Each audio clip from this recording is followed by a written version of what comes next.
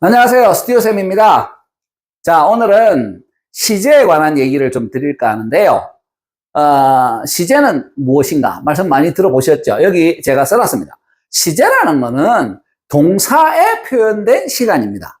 그러니까 다른 단어에 표현된 거는 시제라고 하지 않고 동사에만 표현된 시간이에요.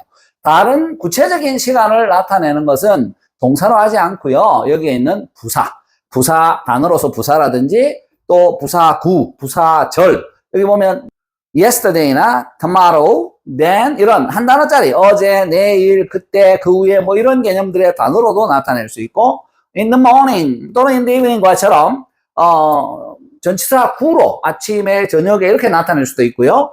또 어떤 접속사를 동원해 가지고 when I met her 이러면 내가 그녀를 만났다는데 그 어떤 사건을 시관화시키는 게 이 접속사거든요. 그럼 내가 그녀를 만났을 때 이러면 그게 몇 월, 며칠, 몇 시인지는 모르겠지만 어떤 특정 사건과 관련된 시간으로 절로 어떤 시간을 표현하는 거죠. 이렇게 구체적인 시간은 부사로 표현하는 거고요.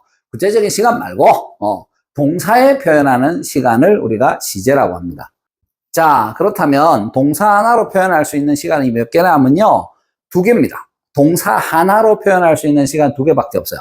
하나는 과거라는 시간, 또 하나는 현재라는 시간입니다. 그러면 뭐 과거 현재에 대해서 잘 모르는 사람들이 없겠지만 조금 선명하게 이 과거와 현재에 대한 개념을 인식을 하고 가시는 게 좋아요.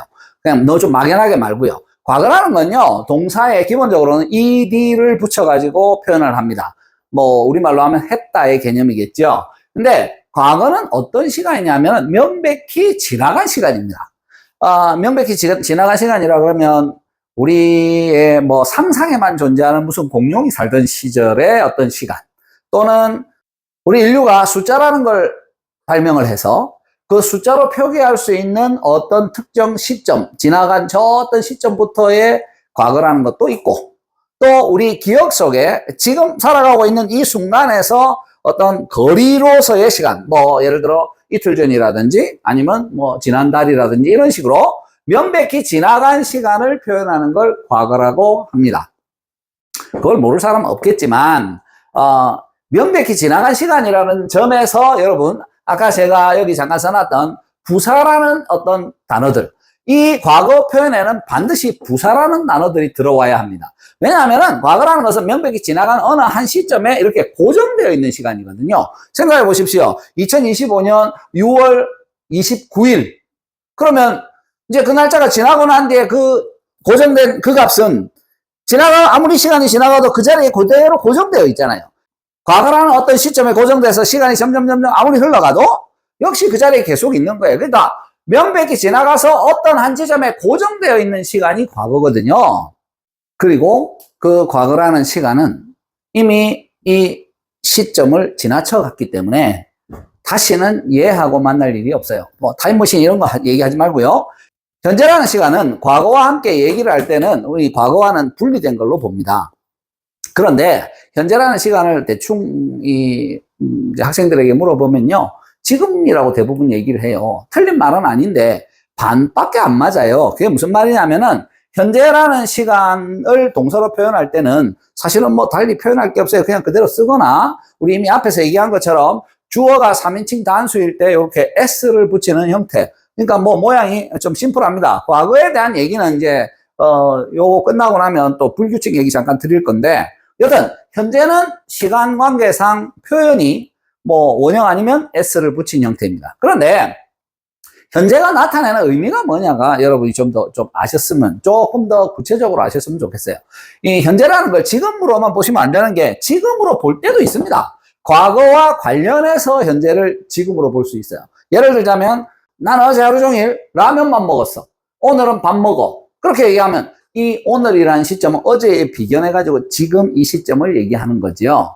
또 나는 2시간 전에 수학을 공부했어. 지금은 영어를 공부해. 그러면은 2시간 전하고 대비해가지고 지금이 현재인 겁니다. 그러니까 현재라는 시간을 과거와 관련 지어서 얘기할 때만 현재가 지금이 되는 거고요. 그렇지 않고 이런 과거 얘기를 하지 않고 그냥 현재를 쓴다. 예를 들어서 I love you 그러잖아요. 나는 당신을 사랑합니다. 그럴 때 그 개념이 지금이라는 얘기가 아니에요. 우리가 그런 착각을 하면은 이 영어 동사 공부할 때 굉장히 애를 먹어요. 영어에서 현재라는 개념은 이거보다는 거의 이 얘기입니다. 이 얘기. 늘이라는 얘기예요. 나는 당신을 사랑합니다가 어제도 사랑했고 오늘도 사랑하며 내일도 사랑한다는 뜻이잖아요. 또 지구는 태양 주위를 돈다. 지금 이 순간 돈다는 얘기를 하는 게 아니죠. 어제도 돌았고 한참 옛날에도 돌았고 앞으로도 수십억 년을 돌 거란 얘기잖아요. 물은 위에서 아래로 흐른다. 언제 흘러요? 늘 그렇게 흐르잖아요. 그러니까 현재라는 시간 개념이 딱 등장을 하면 여러분은 고정적으로 지금 얘기구나 그렇게 하지 마시고 늘상 있는 얘기가 현재로 나타난다. 이렇게 이해하시는 게 좋아요. 자, 그럼 과거와 현재라는 개념에 대해서 조금 이해를 하셨을 테니까 이제 어떻게 동사로 나타내냐가 중요한 거잖아요. 자, 그럼 몇 개의 예를 보면서 제가 몇 개의 예를 쓰고 다시 조금 더 말씀을 드릴게요. 자, 과거와 관련된 예문 몇 개를 볼게요. I met her 2 hours ago. 나는 2시간 전에 그녀를 만났다라는 뜻이죠. 그러면 우리가 meet이라는 단어가 만난다는 뜻인데 과거형이 met이에요. 그러면 이걸 우리가 이제 어디서 들어보셨죠? 불규칙 동사라고. 대부분의 영어 동사는 ed가 붙어서 과거를 나타낸다 이러는데 불규칙 동사라는 얘들은 사실 형태에 어떤 특정하게 변하는 규칙이 없어요. 그러다 보니까 다 외워야 되는데 그 얘기는 예문을 다 끝내고 잠시 다시 드릴게요. 자, 그 다음 여기 보면 나는 그녀를 만났다 2시간 전에. 이 ago라는 부사는 항상 과거하고만 써야 되고요. 이렇듯 과거 시간을 표현하면은 반드시 부사가 과거를 나타내는 게 있어야 된다는 걸 여러분이 꼭 기억하시면은 과거 시제 부사, 과거 부사가 온다. 이렇게 같이 인식을 하셔야 문장을 이해하시기가 더 편해요. 그 다음에 we went there last year. 우리는 작년에 거기에 갔다. go의 과거형이 또 went란 말이에요. 이 단어는 정말 중학교 1학년, 초등학교 때 우리가 영어 공부하면서 영어 막 배우면서 이거의 과거가 이렇게 변한다는 정말 짜증나는 단어 중에 하나였던 기억이 나요. 특히나 여기 있는 want하고 went하고는 좀 닮아 있잖아요. 그래서 애들이 went 갖고 싫어하고 했는데 중학교 이제 1, 2학년 올라오면은 저거 하나도 헷갈려 안 하죠. 왜 그럴까요? 자꾸 보면 익숙해지는 거니까 라서 그러지요.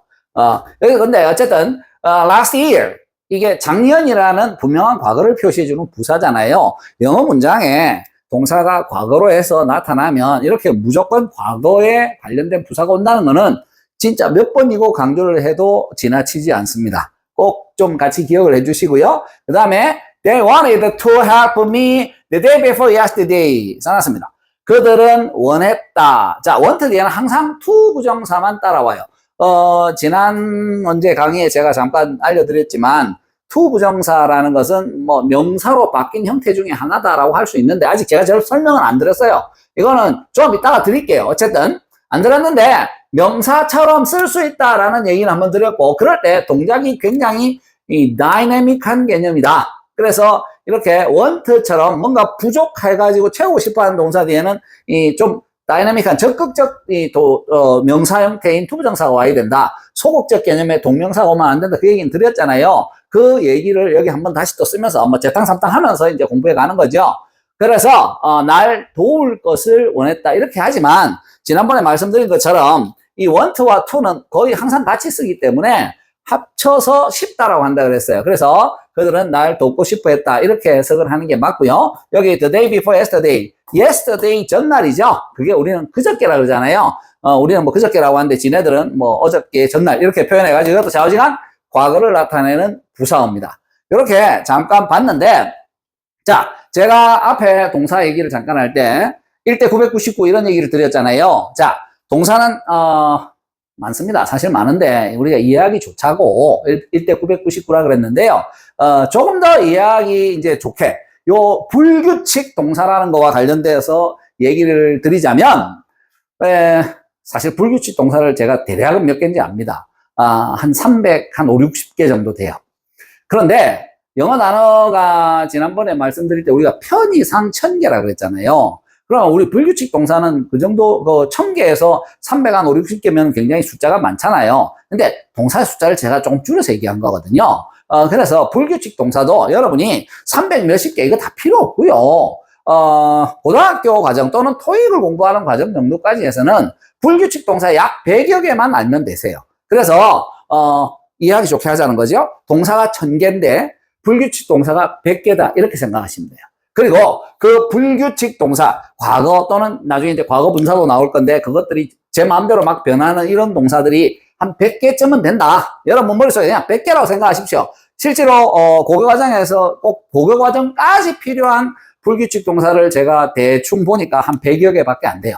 그러니까 100여 개만 아시면은 어지간한 영어는 다 된다고 생각하시면 돼요. 뭐 여러분 나중에 무슨 학자가 되시고 싶거나 전문가가 되시고 싶으면 그때 가서 좀 더 하시고, 일반적인 우리가 공부 뭐 흔히 얘기하는 토익까지는 100개면 충분합니다.